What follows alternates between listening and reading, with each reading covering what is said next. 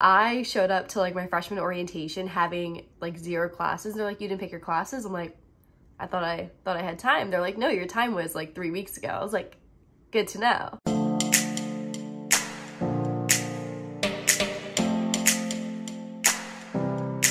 Today, I want to talk about some advice I wish I would have known going into college. For those of you who might be new, I am the oldest in my family, so I was the first kid in my family to go to college. I mean, my parents, they both went to college, but like so long ago that they couldn't really help me. So my main focus and my main way to find things out was YouTube, and that was, long story short, how I kind of started my channel. So I want to help you guys who also might be the oldest, maybe the first person in your family to go to college, who might not know some of these things. So I'm just trying to make it easier for you guys, and hopefully some of this advice helps you out. So for this video, I really just focused on like classes and like the social aspect of it.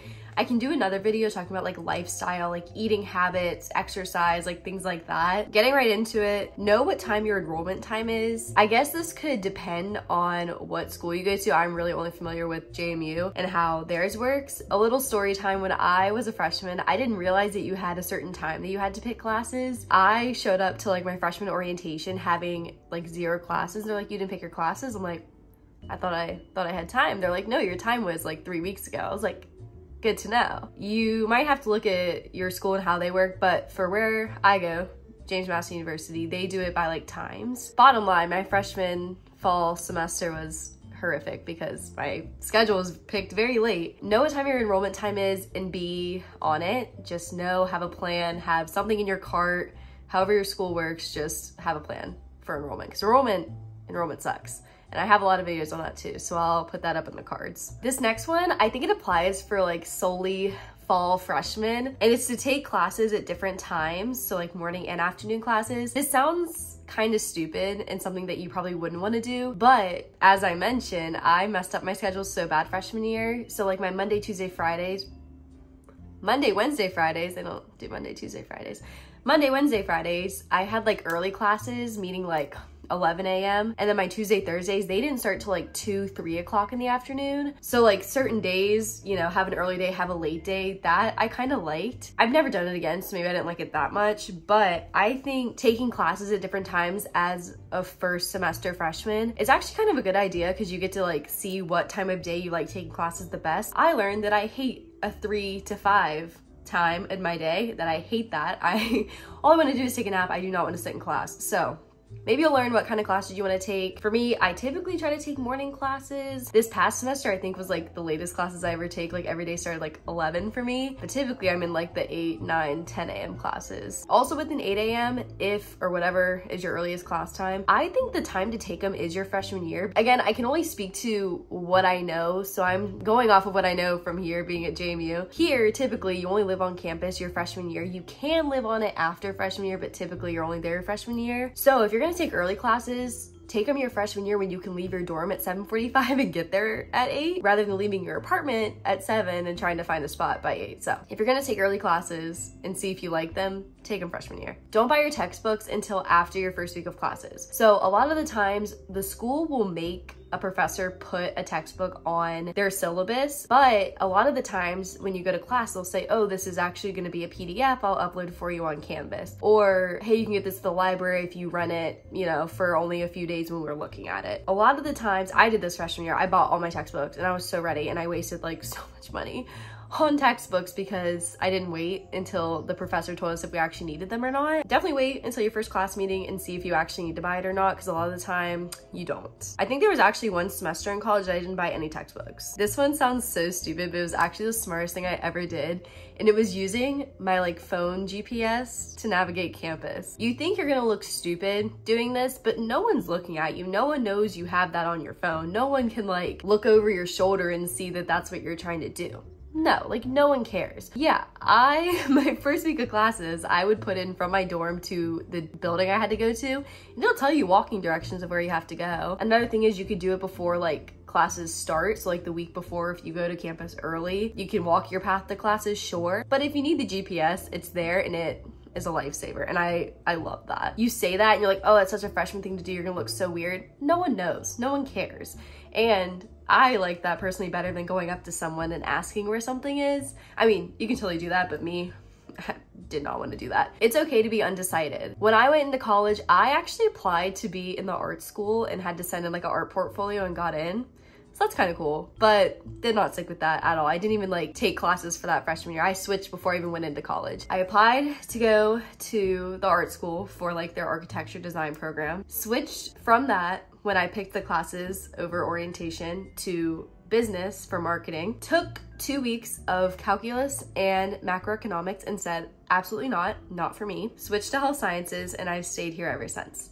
So a little backstory, I switched my major 3 times, but like technically I didn't even take classes for the art one. That's just what I applied as. So it's okay to be undecided. You're gonna figure it out. You're gonna take a few different gen ed classes and probably figure it out along that way. And if that doesn't help, you're definitely gonna like eliminate some. Like for me, I knew economics, math was absolutely not for me. So my last tip in the like classes, school category is to take summer classes. I'm in one right now and it's 4 weeks long. It is so compact. I have like a 2-hour Zoom every day and I have like an exam every week. I have a quiz due every day. It's actually so nice. It's like my only class, so like it's a pretty difficult class that I actually failed last semester, but now I get to spend like my whole time focusing on this one class, and it's 4 weeks as opposed to like 4 months, like what a typical semester is. I don't know, and it's like all online, like it's pretty easy. I don't want to say it's kind of easy because I just said I failed, but just the like, I don't know how to explain it. Just like the idea of a summer class is just easier. Like it's all you have to do. You don't have to like go anywhere. Typically professors are a lot easier during summer classes. Like I took one at a community college.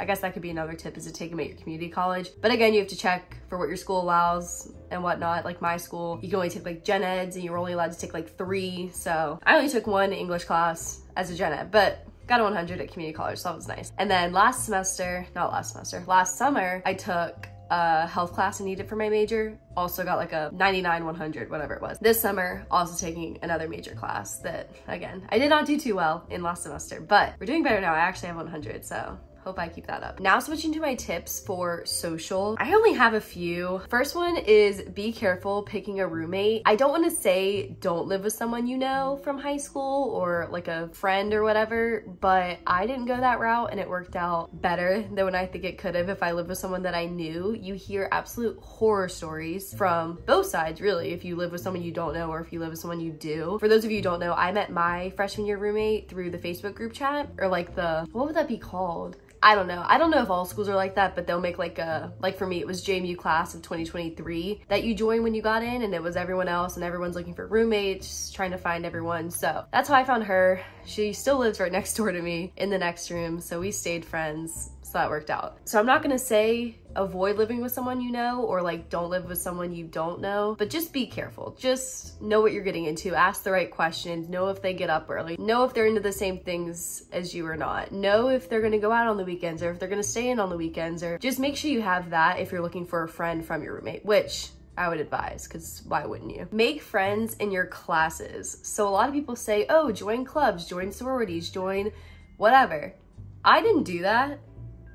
And I just stuck to making friends in my classes, and it worked out pretty well. A lot of my classes, I found like one person and just kind of stuck with them throughout that class, and it made it a lot easier. You know, you go, you find your seat, you basically have unassigned, assigned seats for the whole semester, so you sit next to these people every day. So just talk to them, make friends. You guys can text about, you know, like assignments, and then, you know, if you guys hang out outside of class to work on an assignment or do something to further that friendship, that's what I found works best for me, is meeting people through my classes. And they're probably interested in the same stuff you are once you get like older and taking more like major classes. This one I put under social because it kind of applies, but it's sign a housing/leasing contract early. So when I was a freshman, I lived in a dorm. It was mandatory, had to. For my sophomore year, I was not going to stay on campus. Did not want to, did not appeal to me at all. I was moving off. When you think about it, it's actually cheaper. I guess it depends where you live, depends on your housing on campus, how much that costs. But for me, it was cheaper to live off campus than on campus. So I moved off campus into an apartment, and you will be surprised on how fast they fill up. So I moved into my dorm for freshman year in August, and I had I had an apartment contract or like lease signed by October. So it moves very fast, and I found those apartment roommates through the Facebook group that I mentioned earlier. So just be aware of that happens very